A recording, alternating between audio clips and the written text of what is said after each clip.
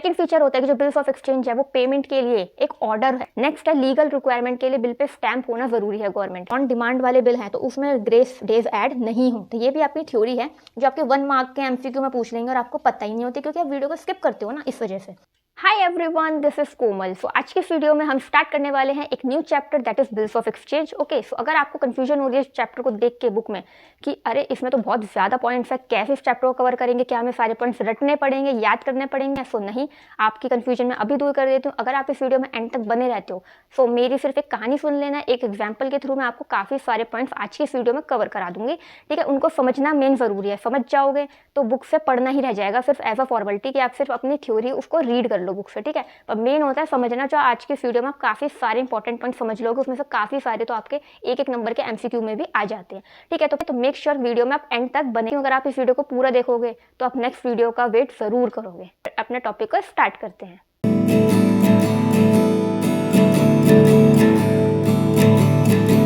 क्या हुआ, एक सेलर है। कौन है? एक सेलर है।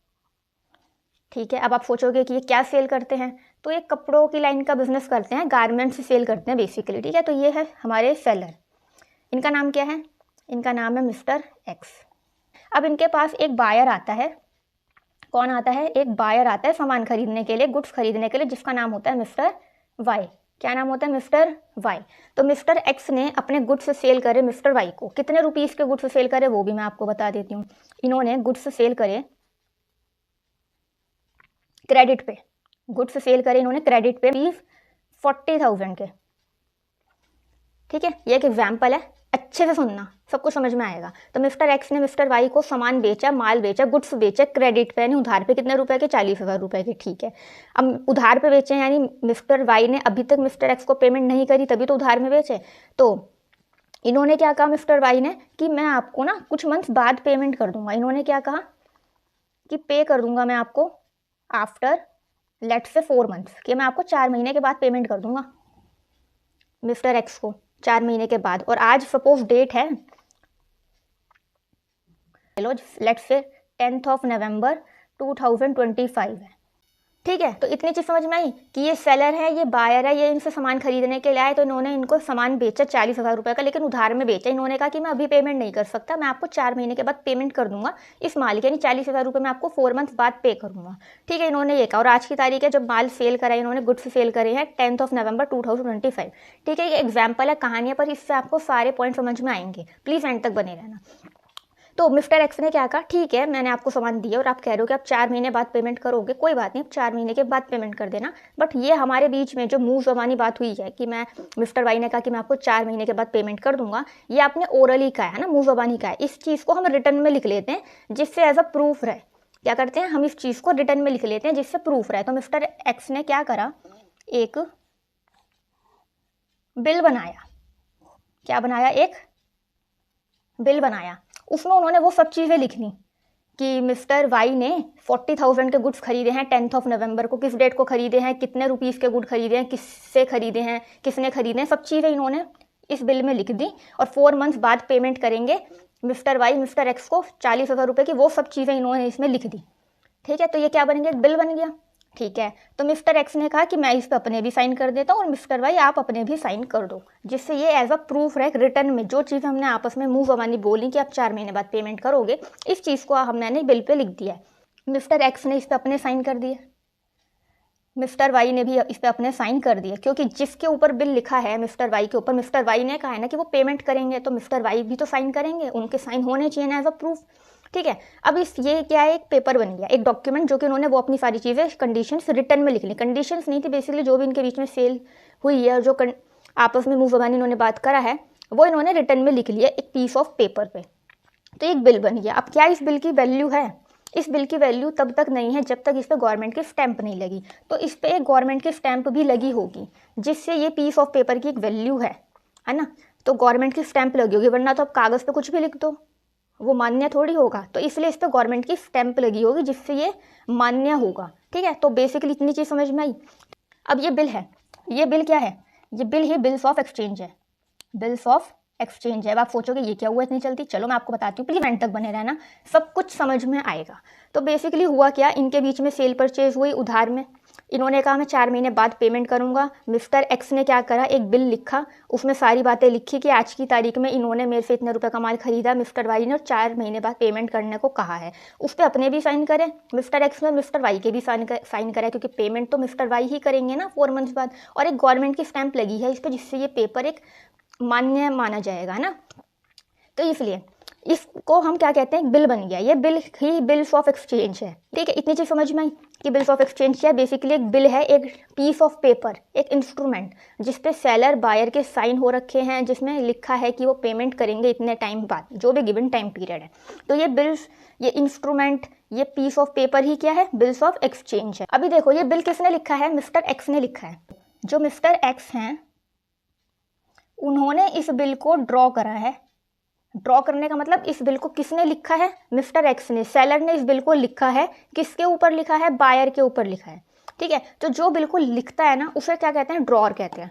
उसे क्या कहते हैं, ड्रॉर कहते हैं। तो मिस्टर एक्स कौन हुए, बिल को लिखने वाले, दैट इज ड्रॉर।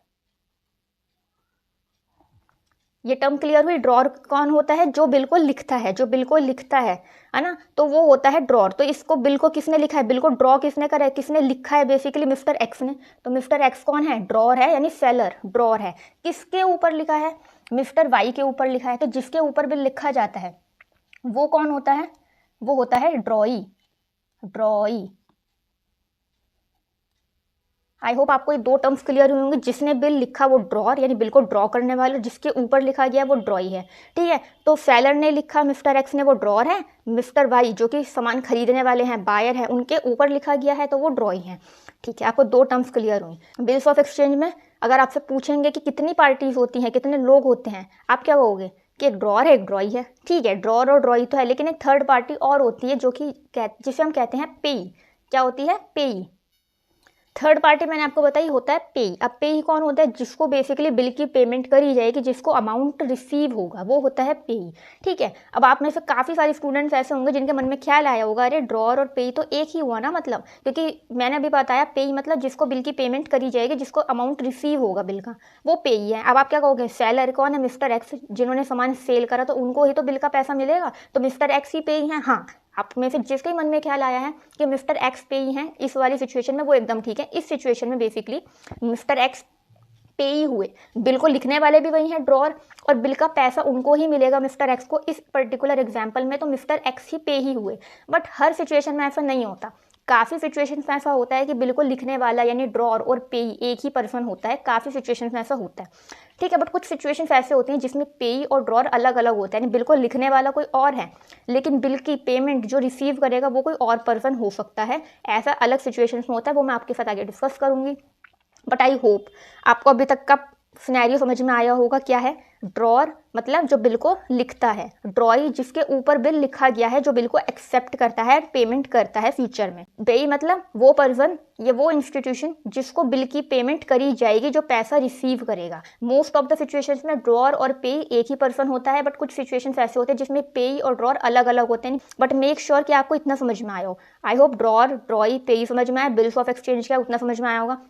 अब आपके मन में ख्याल आया होगा कि मुंह ज़बानी ही बात कर ली थी, तो इतना झंझट क्यों, बिल लिखा ये वो इसलिए जो छोटे छोटे बिजनेसेस होते हैं उसमें काफ़ी हद तक मुंह ज़बानी काम चल जाता है कि उधार में सामान बेचा और बायर कुछ टाइम बाद पेमेंट कर देता है। छोटे छोटे बिजनेस में ऐसा होता है, बट जैसे जैसे बिजनेस थोड़ा बड़ा होता है ना, तो वो एक ऑर्गेनाइज्ड वे में रन होता है, ऑर्गेनाइज्ड वे में चलता है बिजनेस। ठीक है, दूसरा काफ़ी बार ऐसा होता है कि जो बायर होता है वो कोई नया पर्सन होता है ना। सेलर जो है बायर को नहीं जानता, बायर कोई नई पार्टी है, उससे फर्स्ट टाइम या सेकंड टाइम ही सपोज गुड्स परचेज कर रही है ना, कोई नया बंदा है, या अमाउंट ज़्यादा है गुड्स का, यानी उधार में ज़्यादा अमाउंट के गुड्स बेचे हैं, तो ज़्यादा अमाउंट का जब गुड्स सेल करे उधार में, तो एक रिस्क रहता है कि भाई सामने वाला पेमेंट करेगा या नहीं करेगा, कहीं मुक्कर तो नहीं जाएगा, है ना। या जैसे जैसे बिजनेस बड़ा होता है ना, तो वो जो भी बातें मुंह ज़बानी होती हैं बायर सेलर के बीच में, वो एक रिटर्न में लिख लिया जाता है, एक पीस ऑफ पेपर पे वो रिटर्न में लिख लिया जाता है, जिसकी एक वैल्यू होती है, जिस पे जब गवर्नमेंट की स्टैंप लगी हो। ठीक है, तो ये सेलर के लिए भी एक प्रूफ होता है कि हाँ भाई उसे उसका पैसा फ्यूचर में मिल जाएगा, उसके पास एक बिल है जिस पे बायर ने साइन करा हुआ है। तो इसलिए बिल्स ऑफ एक्सचेंज यानी बिल बनाते हैं जिसको हम बिल्स ऑफ एक्सचेंज कहते हैं। और याद रखिएगा जब सेलर बिल को लिखता है यानी ड्रॉ करता है तो वो एक ऑर्डर होता है। वो क्या होता है? एक ऑर्डर होता है। ये चीज़ आप याद रखिएगा। और अच्छा, थ्योरी की बात करूँ, आपसे पूछ सकते हैं कि बिल्स ऑफ एक्सचेंज को कौन से एक्ट में, कौन से कानून में एक्सप्लेन करा है, डिफाइन करा है? तो बिल्स ऑफ एक्सचेंज को नेगोशिएबल इंस्ट्रूमेंट एक्ट में डिफाइन करा गया है। ठीक है, बिल्स ऑफ एक्सचेंज को नेगोशिएबल इंस्ट्रूमेंट एक्ट में डिफाइन करा हुआ है। तो आप देखोगे आपके बुक्स में जो डेफिनेशन गिवन है ना, वो भी गिवन है as per negotiable instrument act, bills of exchange if defined as. उसके बाद आगे आपकी डेफिनेशन है। ये देखिए, मैं डेफिनेशन यहाँ पे लिख नहीं रही हूँ क्योंकि आप सभी के पास बुक्स है जिसमें डेफिनेशन लिखी हुई है और यहाँ पर आप कॉन्सेप्ट को समझने आए हो, इसलिए मैंने आपको सिर्फ कॉन्सेप्ट समझाया। लेकिन अगर मैं डेफिनेशन की बात करूँ तो डेफिनेशन में क्या होता है? Bills of exchange is an instrument. एक इंस्ट्रूमेंट होता है राइटिंग में, तो मैंने आपको भी पता है इंस्ट्रूमेंट का मतलब एक पीस ऑफ पेपर। ये पीस ऑफ पेपर, ये जो बिल है, ये एक इंस्ट्रूमेंट है, लीगल है क्योंकि इस पर गवर्नमेंट की स्टैंप लग रही है। तो एक इंस्ट्रूमेंट बन गया राइटिंग में, है ना, जिसमें कंटेन है एक अनकंडीशनल ऑर्डर। अनकंडीशनल ऑर्डर क्या मतलब? देखो मैंने अभी आपको बताया कि बिल्स ऑफ एक्सचेंज एक ऑर्डर होता है। ऑर्डर मतलब क्योंकि जब सेलर ने बिल ड्रॉ करा है तो किस पे करा है? बायर पे, यानी ड्रॉई पे बिल लिखा है, तो एक ऑर्डर है ना कि पेमेंट करनी है, तो इसलिए एक ऑर्डर होता है। अनकंडीशनल क्यों? इसमें कोई कंडीशन थोड़ी है, कोई शर्त थोड़ी है। इसने सामान बेचा और इसने कहा मैं आपको इतने दिन बाद या इतने महीने बाद पेमेंट करूंगा, तो बस इतनी सी बात है, कोई शर्त नहीं है इसमें। ऐसा तो नहीं है ना कि सेलर ने कहा कि जब तुम पैसे दोगे तब मैं माल दूंगा। नहीं, माल उसने आज की ही डेट में दे दिया है, सेल कर दिया, पैसे बाद में आएंगे। तो एक ऑर्डर दे रहा है वो बिल के थ्रू, बट अनकंडीशनल ऑर्डर है जो कि साइन करा जाता है बाय द मेकर। मेकर मतलब जिसने बिल लिखा है उसके थ्रू साइन करा जाता है और डायरेक्ट होता है एक सर्टेन पर्सन पे। सर्टेन पर्सन यानी निश्चित व्यक्ति पे वो बिल डायरेक्ट होता है, निर्देशित होता है। कौन है वो डायरेक्ट पर्सन? सर्टेन पर्सन कौन है? बायर यानी ड्रॉई, जिस पे वो बिल लिखा गया है। टू पे a certain sum of money, यानी सर्टेन सम ऑफ मनी एक निश्चित अमाउंट है जो वो पे करेगा। निश्चित अमाउंट क्या हुआ इसमें? 40,000 रुपये। बिल में लिखा होगा ना कितने अमाउंट पे करेगा। Certain sum of money only to, या तो बिल में ये लिखा होगा कि जो मिस्टर वाई है वो मिस्टर एक्स को ही देगा, या तो लिखा होगा सीधा कि सेलर को यानी मिस्टर एक्स को देगा। या ऐसा हो सकता है किसी किसी सिचुएशन में उन्होंने बिल पे किसी थर्ड पार्टी का नाम लिख रखा है, यानी मिस्टर एक्स ने लिखा कि आप पैसे मुझे ना दे के मिस्टर ए को दे देना लेट से, तो थर्ड पार्टी का नाम लिख रखा है, तो जिसका नाम लिखा होगा मिस्टर वाई उसे पेमेंट करेंगे। ये ऐसा हो सकता है किसी पार्टी का नाम ही ना हो, वो बियरर बिल यानी उस पर किसी का नाम नहीं लिखा, वो बेनामी है। ठीक है, जिसके पास वो बिल होगा वो जब मिस्टर वाई के पास जाएगा तो मिस्टर वाई उसे पेमेंट कर देंगे। आई होप आपको डेफिनेशन भी क्लियर हो गई होगी। मैंने आपको शॉर्ट में सारे पॉइंट्स बता दिए। डेफिनेशन पर्टिकुलरली आप सबके पास बुक्स में लिखी हुई है। अब अगर इतनी चीज़ समझ में आई है ना तो प्लीज़ वीडियो में मिस मत करना, वीडियो को स्किप करे बिना आगे की वीडियो देखना। सो देखिए गाइस, मैंने यहाँ पर एक बिल्स ऑफ एक्सचेंज का पर्टिकुलरली जो स्पेसिमेन है वो भी लगाया है, आप उसे भी देख सकते हो। जो चीज़ें मैंने आपको समझाई हैं वो सब इसमें मेंशन है। आप 2 मिनट वीडियो को पॉज करके इसको ज़रूर देखना। So let's discuss the features of bills of exchange. फटाफट से एक बार देख लेते हैं। तो फर्स्ट फीचर होता है बिल्स ऑफ एक्सचेंज का कि वो राइटिंग में होता है ना। सबको पता है हम सबको कि जो बिल है वो रिटर्न में होता है, राइटिंग में होता है। सेकंड फीचर होता है कि जो बिल्स ऑफ एक्सचेंज है वो पेमेंट के लिए एक ऑर्डर है, रिक्वेस्ट नहीं है। थर्ड फीचर, ऑर्डर भी कैसा है? Unconditional order. फोर्थ फीचर होता है बिल्स ऑफ एक्सचेंज का कि जो अमाउंट है बिल का वो क्लियर होता है कि कितने अमाउंट की पेमेंट करनी है। फिफ्थ फीचर होता है डेट ऑफ पेमेंट भी क्लियर होती है कि कितने टाइम बाद किस डेट को पेमेंट होगी बिल की। नेक्स्ट फीचर है कि जो बिल है वो ड्रॉअर के थ्रू साइन किया जाता है।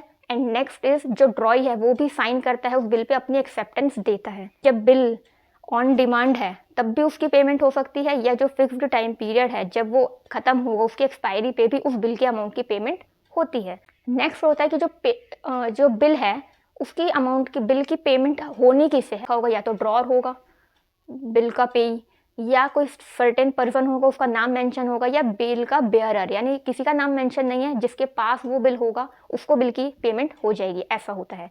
नेक्स्ट है लीगल रिक्वायरमेंट के लिए बिल पे स्टैंप होना ज़रूरी है गवर्नमेंट की, राइट, तभी वो आगे मान्य होगा। सो गाइज, मैं आपको 1 मिनट शॉर्ट में ये भी बता देती हूँ कि एक और टर्म है आपकी बुक में, दैट इज प्रॉमिसरी नोट। आप में से काफ़ी स्टूडेंट्स ऐसे होंगे जो सोच रहे होंगे कि अरे बिल्स ऑफ एक्सचेंज और प्रॉमिसरी नोट अलग अलग है क्या, या एक ही है, नाम तो अलग अलग है इनके। तो मैं आपको शॉर्ट में बता देती हूँ, फिर आप अपने बुक्स पे पढ़ लीजिएगा। तो देखिए इस एग्जाम्पल में क्या था, मिस्टर एक्स यानी जो सेलर है जिन्होंने अपना माल बेचा है कपड़ों का, उन्होंने बिल लिखा था, तो ये ड्रॉअर थे, ये ड्रॉई था, इन्होंने बिल लिखा तो बिल्स ऑफ एक्सचेंज बन गया, जो कि एक ऑर्डर है, एक अनकंडीशनल ऑर्डर है कि हाँ भाई बायर को पेमेंट करनी है एक पर्टिकुलर टाइम पीरियड के बाद एक पर्टिकुलर सम ऑफ मनी की, राइट। लेकिन देखो सिनेरियो 2 चेंज कर लेते हैं। सोचो इन्होंने गुड्स सेल करे 40,000 रुपये के बायर को, और इन्होंने कहा कि मैं आपको 4 महीने के बाद पेमेंट कर दूंगा, ठीक है। अब बायर ने कहा कि रुको, आप क्यों बिल लिखने की परेशानी लो, मैं खुद ही लिख देता हूँ, सामान तो मैंने खरीदा है ना उधार में, तो मैं खुद बिल लिख देता हूँ। तो उस सिनेरियो में क्या होगा, अगर बायर खुद से बिल लिखता है, यानी ये ड्रॉअर बन जाता है बिल का, बिल को लिखने वाला बायर होता है, यानी ये ड्रॉअर है या मेकर है उस टाइम, तो वो प्रॉमिसरी नोट कहला देते हैं, क्योंकि ये प्रॉमिस करते हैं कि हाँ भाई मैं इतने टाइम बाद इतने अमाउंट की पेमेंट करूंगा। किस पार्टी को करूंगा, उसका भी नाम लिखा होगा, सेलर का, या अगर सेलर कहता है कि नहीं किसी थर्ड पार्टी को पेमेंट करना तो उसका नाम लिखा होगा, है ना। तो ये प्रॉमिस कर रहे हैं, तो उस टाइम ये ऑर्डर नहीं है, एक अनकंडीशनल अंडरटेकिंग है, ऑर्डर नहीं है, तो इसको बिल्स ऑफ एक्सचेंज ना कह के प्रॉमिसरी नोट कह देते हैं, ठीक है। जिसमें केवल 2 पार्टीज होती हैं, एक तो बिल को बनाने वाला यानी मेकर, उस सिनेरियो में बायर हो जाएगा, और एक जिसको बिल की पेमेंट करी जाएगी यानी पे, ठीक है। तो अगर आपसे पूछे कि बिल्स ऑफ एक्सचेंज में कितनी पार्टीज होती हैं, बिल्स ऑफ एक्सचेंज में 3 पार्टीज हैं, ड्रॉअर, ड्रॉई और पी, बट प्रॉमिसरी नोट में केवल 2 पार्टीज होती हैं, एक तो बिल को बनाने वाला यानी मेकर जो कि बायर होता है, और दूसरा जिसको बिल की पेमेंट करी जाएगी यानी पे, वो होता है, ठीक है। दूसरा, ये ऑर्डर नहीं होता प्रॉमिसरी नोट, बल्कि अनकंडीशनल अंडरटेकिंग होती है। दूसरा, प्रॉमिसरी नोट में दोनों पार्टीज के साइन की जरूरत नहीं होती, केवल बायर साइन करता है, ठीक है, सेलर साइन नहीं करता। इस सिनेरियो में तो क्या था, बिल्स ऑफ एक्सचेंज में सेलर ने बिल लिखा तो वो अपने साइन करेगा, लेकिन इंपॉर्टेंट किसके साइन कराने हैं, बायर, क्योंकि पैसे तो वही देगा ना फ्यूचर में, तो उसके साइन कराने हैं, उसकी एक्सेप्टेंस लेनी जरूरी है, इसलिए दोनों के साइन होते हैं। बट प्रॉमिसरी नोट में जब इसने खुद से ही बिल लिखा, बिल बनाया, इनके ही साइन की जरूरत है, सेलर के साइन की जरूरत नहीं है। आई होप आपको इतनी चीज़ क्लियर हो गई होगी। प्रॉमिसरी नोट की भी मैंने शॉर्ट में थ्योरी आपको यहीं पे समझा दी। सो गाइस, अब बहुत इंपॉर्टेंट टर्म्स मैं आपको समझाने जा रही हूँ, प्लीज़ वीडियो को स्किप करने के बारे में सोचना भी मत। एक होती है आपकी ड्यू डेट और एक होती है मैच्योरिटी डेट। अब मैं अगर आपसे पूछूँ क्या दोनों एक हैं, क्या दोनों का सेम ही मीनिंग है या दोनों में कोई डिफरेंस है, सोचो जरा वीडियो को पॉज करके। तो आप में से काफ़ी स्टूडेंट्स ऐसे होंगे जो कहेंगे अरे ड्यू डेट और मैच्योरिटी डेट एक ही है, इसमें अलग क्या है। अब जिसमें जितने भी स्टूडेंट्स ये कह रहे हैं कि दोनों एक ही हैं, इसमें फ़र्क ही क्या है, तो मैं आपको बता दूं आपका जवाब है गलत। अब गलत हो, ठीक है, दोनों में फ़र्क होता है। अब क्या फ़र्क होता है उसको मैं अभी आपको समझा देती हूँ, प्लीज़ एंड तक बने रहना। तो देखो, ऊपर वाले एग्जांपल में मैंने आपके साथ डिस्कस करा था कि आज की डेट है 10 नवंबर 2025, जिस दिन सेलर ने गुड्स सेल करे हैं, और इन्होंने कहा था मैं 4 महीने के बाद पेमेंट करूँगा। तो 4 महीने के बाद पेमेंट करूँगा, तो ड्यू डेट क्या हुई पेमेंट की, 10 नवंबर के बाद अब 4 महीने ऐड कर लो, 10 दिसंबर, 10 जनवरी, 10 फरवरी, 10 मार्च, 10 मार्च 2026 होनी चाहिए। तो आप में से काफ़ी स्टूडेंट्स कहेंगे 10 मार्च 2026, क्योंकि 2025 लिखा है ऊपर, तो 10 मार्च 2026 होएगी ड्यू डेट, यानी जिस दिन बिल की पेमेंट करेगा बायर, है ना। तो ये होती है ड्यू डेट, है ना। बेसिकली जिस दिन बिल की पेमेंट करी जानी है वो डेट को कहते हैं ड्यू डेट, यानी 10 मार्च 2026 इन दिस पर्टिकुलर एग्जाम्पल, ठीक है। फिर मैच्योरिटी डेट क्या है और कितनी होगी, मैच्योरिटी डेट इसमें होगी 13 मार्च 2026। क्या होगी मैच्योरिटी डेट, 13 मार्च 2026। अब स्टूडेंट्स कहेंगे, आप सोचोगे ना ये 3 दिन कहाँ से आए, 10 से 13 कैसे कर दी मैंने, ये एक्स्ट्रा 3 दिन कहाँ से ली मैम। तो एक्स्ट्रा 3 दिन में कहाँ से लाई वो मैं बता देती हूँ। एक्स्ट्रा 3 दिन कहाँ से लाई, उसे कहते हैं days of grace. Days of grace यानी ग्रेस पीरियड दिया जाता है 3 दिन का, ये बेसिकली 3 दिन का होता है। 3 डेज ऐड करे जाते हैं एक्स्ट्रा, किस में करे जाते हैं, ड्यू डेट में। यानी मैं आपको दोबारा बता देती हूँ, ड्यू डेट का मतलब होता है वो डेट जिस दिन बिल की पेमेंट करनी है। यानी ऊपर वाले एग्जांपल में 10 नवंबर को सेल हुआ और 4 महीने बाद इन्होंने पेमेंट करने को कहा, तो सीधा आप 10 नवंबर से 4 महीने के हिसाब से निकालोगे तो 10 मार्च 2026 आएगी। तो ये है आपकी ड्यू डेट जिस दिन आपको बिल की पेमेंट करनी है। बट बिल्स ऑफ एक्सचेंज के अकॉर्डिंग कहा जाता है, बिल्स ऑफ एक्सचेंज में यानी according to act, negotiable instrument act, कहा जाता है कि ड्यू डेट में आपको 3 दिन एक्स्ट्रा ऐड करने होते हैं as a grace, days of grace कहते हैं। उसके बाद पेमेंट होनी होती है, यानी बायर को 3 दिन का और रिलैक्सेशन दे दिया जाता है, एक्स्ट्रा दे दिए जाते हैं 3 दिन, जिसको हम कहते हैं डेज ऑफ ग्रेस।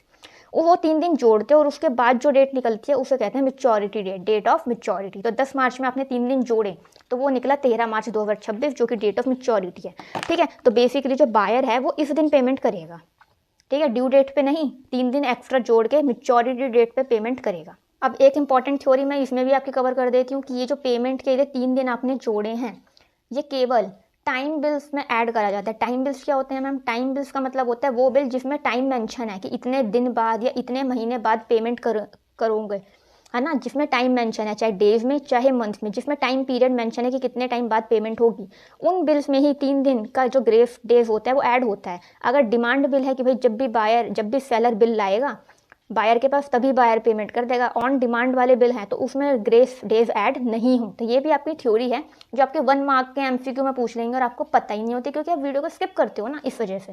ठीक है, सो आई होप आपको इतनी चीज़ समझ में आ गई होगी कि जो डिमांड वाले बिल होते हैं उसमें 3 दिन के ग्रेस डेज ऐड नहीं होते, लेकिन जो टाइम बिल होते हैं यानी जिसमें टाइम मेंशन होता है मंथ में या डेज में, उसमें 3 दिन का ग्रेस ऐड करा जाता है। उसके बाद मैच्योरिटी डेट निकलती है। तो समझ में आई होगी कि ड्यू डेट में आप 3 दिन का ग्रेस ऐड करते हो, उसके बाद जो डेट निकलती है वो मैच्योरिटी डेट होती है। इतनी चीज़ समझ में आई तो फिर भी वीडियो को स्किप करो, रुक नहीं सकते आप एंड तक।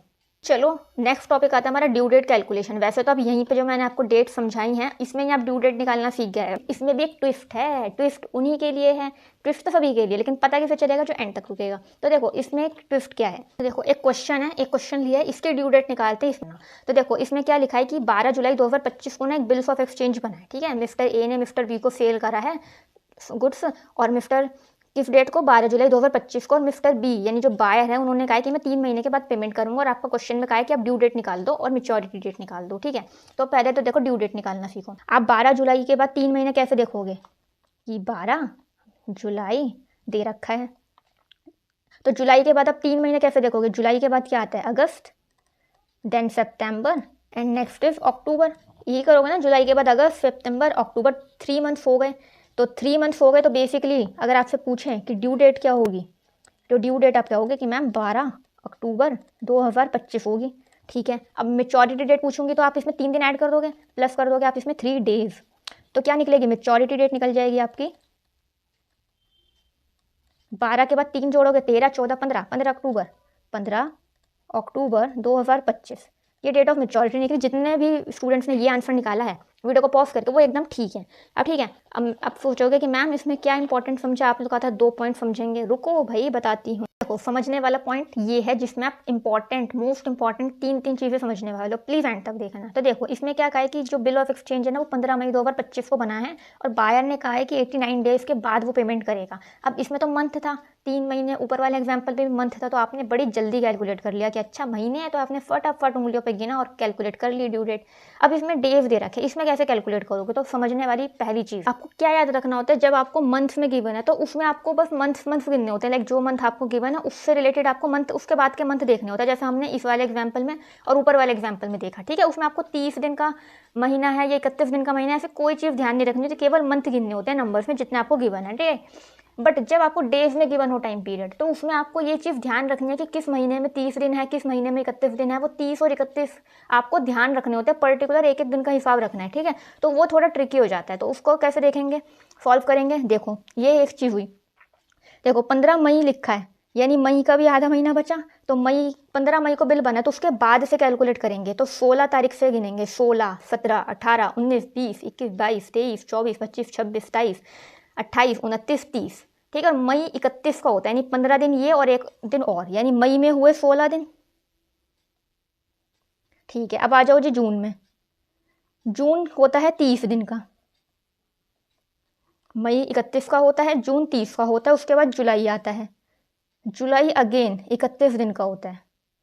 अभी देखो ये डेज कितने हुए, इनको कैलकुलेट करो ज़रा, 30 और 30 60 और 61, 61 और 16 77, ये 77 डेज बन रहे हैं। ठीक है, भाई आपको चाहिए 89, तो 77 और 89 के बीच में कितना डिफरेंस है, 12 दिन का और, तो जुलाई के बाद आएगा अगस्त, अगस्त के 12 दिन और ले लो, अगस्त के 12 दिन और ले लो। अब आप इन सबको एक बार टोटल कर लो अपने पास, तो ये कितने हुए टोटल, 89 डेज हो गए। 89 डेज के हिसाब से सारे दिन लिए, मई के बाकी बचे हुए दिन 30 दिन, जून के, जुलाई के 31 दिन, तो देखा 30 और 31 का भी ध्यान रखना, उससे दिनों में फर्क पड़ जाएगा अगर आपने ध्यान नहीं रखा। उसके बाद इनको देखा कितने दिन बचे, 12 दिन और, तो अगस्त के 12 दिन लेंगे, तो यानी 12 तारीख जो है अगस्त की वो हुई हमारी ड्यू डेट। तो ड्यू डेट कितनी हुई, अगस्त की 12 तारीख, 12 ऑफ अगस्त 2025, ये ड्यू डेट है, याद रखना। अब इसमें आप 3 दिन ऐड करोगे, 3 दिन ऐड क्यों करोगे, ग्रेस पीरियड 3 दिन ऐड करोगे, तो मैच्योरिटी डेट आपकी क्या बनेगी, जरा बताओ फिर फटाफट। अब जितने भी स्टूडेंट्स कह रहे हैं कि अरे मैम ये तो बहुत ज़्यादा इजी है, 12 अगस्त में 3 दिन जोड़ोगे तो 15 अगस्त बनेगी, ठीक बात है, तो करो, इसमें दिक्कत क्या है। पर मैं आपसे कहूँ 15 अगस्त को क्या होता है, फिर आप सोचो 15 अगस्त को क्या छुट्टी नहीं होती, 15 अगस्त को इंडिपेंडेंस डे होता है, यानी एक नेशनल हॉलीडे होता है तो क्या 15 तारीख को पेमेंट होगी? नहीं होगी, पेमेंट नहीं होगी। तो अगर ऐसा सिनेरियो पड़ जाए कि जिस दिन पेमेंट होनी है उस दिन एक नेशनल हॉलीडे है, अब ये तो आपको पहले से ही पता है ना, ऐसा तो नहीं है कि इस बार इंडिपेंडेंस डे मनाया जा रहा है आपसे पहले नहीं मनाया गया, नहीं, आपको पता है कि 15 अगस्त को इंडिपेंडेंस डे होता है। तो अगर ऐसी छुट्टी है, नेशनल हॉलीडे है जिसका आपको पहले से पता है नेशनल हॉलीडे है, तो ऐसे में एक दिन पहले पेमेंट होएगी, यानी 14 अगस्त को पेमेंट हो जाएगी 2025, ठीक है, बिकॉज ऑफ नेशनल हॉलीडे एक दिन पहले पेमेंट हुई है। ये चीज़ आप यहाँ लिखोगे कि एक दिन पहले पेमेंट क्यों हुई है? 14 अगस्त को, क्योंकि 15 तारीख को नेशनल हॉलीडे है। तो अगर ऐसे नेशनल हॉलीडे होता है, ऐसी छुट्टी जिसका आपको पहले से पता है, तो एक दिन पहले यानी प्रेसिडेंट डे पे एक दिन पहले पेमेंट होती है, इसलिए इसकी पेमेंट 14 अगस्त को होगी, ना कि 15 अगस्त को। तो एक सेकंड चीज़ आपको सीखने को मिली कि अच्छा, ऐसी सपोज करो 26 जनवरी को पड़ जाए डेट ऑफ मैच्योरिटी, तो 26 जनवरी को तो अगेन रिपब्लिक डे है, नेशनल हॉलीडे है, छुट्टी होगी, तो उसकी पेमेंट भी एक दिन पहले 25 जनवरी को होगी। इतनी चीज़ समझ में। अब अच्छा, अब ऐसी कोई छुट्टी हो मैडम जिसका हमें ना पता हो, अचानक कोई पड़ जाए, सडन हॉलीडे हो जाए, किसी भी वजह से सडन हॉलीडे हो गया, छुट्टी पड़ गई जिसका हमें पहले से नहीं पता था, तो ऐसे में जो नेक्स्ट वर्किंग डे होगा उसमें पेमेंट होगी। तो इसमें 2 पॉइंट आपको समझने को मिली। आप अपनी बुक्स खोल के देखना, थ्योरी लिखी है आपकी बुक्स में, इसमें समझने को मिली कि जब मंथ में दे रखा है तो कैसे कैलकुलेट करनी है ड्यू डेट और मैच्योरिटी डेट, लेकिन जब डेज में गिवन है तो उसमें आपको एक एक दिन का ध्यान रखना है, 30 का महीना है कि 31 का महीना है। तो एक चीज़ ये सीखने को मिली। दूसरी आपको सीखने को मिली कि अगर नेशनल हॉलीडे हो तो एक दिन पहले पेमेंट होगी। तो तीसरी चीज़ आपको क्या सीखने को मिली कि अगर सडन हॉलीडे, जब नेक्स्ट वर्किंग डे होगा, एक दिन नहीं, जब नेक्स्ट वर्किंग डे होगा तब मैच्योरिटी की डेट मानी जाएगी, तब पेमेंट होगी। तो आई होप आपको डेट ऑफ कैलकुलेशन भी अच्छे से क्लियर हुआ होगा। तो इस वीडियो में आपने काफ़ी कुछ सीखा। आई होप आपको पूरा कॉन्सेप्ट अच्छे से समझ में आया होगा कि बेसिकली सेलर बायर के बीच में जो हमने एग्जांपल के थ्रू पूरा समझा, इसमें आपको कुछ भी रट्टाफिकेशन, कोई मैंने आपको डेफिनेशन नहीं रटवाई है ना, डेफिनेशन पढ़ के ही नहीं समझाया, असलियत में एग्जाम्पल के थ्रू, कहानी के थ्रू समझाया है। अब आप अपनी बुक से जब डेफिनेशन पढ़ोगे, है ना, जो आपको लाइन्स गिवन है पढ़ोगे, आपको सबको समझ में आ जाएगा और आपको कितने सारे पॉइंट्स पता है जो आपके एमसीक्यू में पूछे जा सकते हैं। तो आई होप आपको ड्रॉअर, ड्रॉई, पेई समझ में आया होगा। बिल्स ऑफ एक्सचेंज में कितनी पार्टीज होती हैं? 3, लेकिन प्रॉमिसरी नोट में केवल 2 पार्टीज होती हैं। प्रॉमिसरी नोट में और बिल्स ऑफ एक्सचेंज में फ़र्क भी समझ में आ गया आपको, यहीं पे शॉर्ट में मैंने आपको समझाया, राइट। ड्यू डेट और मैच्योरिटी डेट में क्या फ़र्क है समझ में आया होगा। डेज ऑफ ग्रेस क्या है ये समझ में आया। अच्छा, क्या डिमांड बिल में डेज ऑफ ग्रेस मिलते हैं? नहीं मिलते, लेकिन टाइम बिल जिसमें टाइम मेंशन है, चाहे मंथ्स में चाहे डेज में, उसमें ग्रेस डेज ऐड होते हैं, लेकिन डिमांड बिल में ऐड नहीं होते। उसके बाद ये चीज़ समझ में, नेशनल हॉलीडे पड़ गया तो एक दिन पहले पेमेंट होगी, सडन हॉलीडे हो गया तो नेक्स्ट वर्किंग डे में पेमेंट होगी, date of maturity, right. I hope आपको सब कुछ क्लियर हुआ होगा। अब नेक्स्ट वीडियो में हम समझेंगे इनकी जर्नल एंट्रीज क्या होते हैं, बेसिकली बुक्स में जो इनकी अकाउंटिंग होगी ड्रॉअर और ड्रॉई की बुक्स में, तो जो जर्नल एंट्रीज होगी वो समझेंगे 4 अलग अलग सिचुएशंस में, ठीक है। तो उसमें हम समझेंगे नेक्स्ट वीडियो में। तो प्लीज़ सब्सक्राइब कर लेना सो दैट नेक्स्ट वीडियो आप मिस ना करो। एंड येस, ये वीडियो कैसी लगी, इन्फॉर्मेटिव लगी नहीं लगी, क्या कुछ नया सीखने को मिला, कॉमेंट्स में बताना, सब्सक्राइब कर लेना, अपने फ्रेंड्स के साथ जरूर शेयर करना।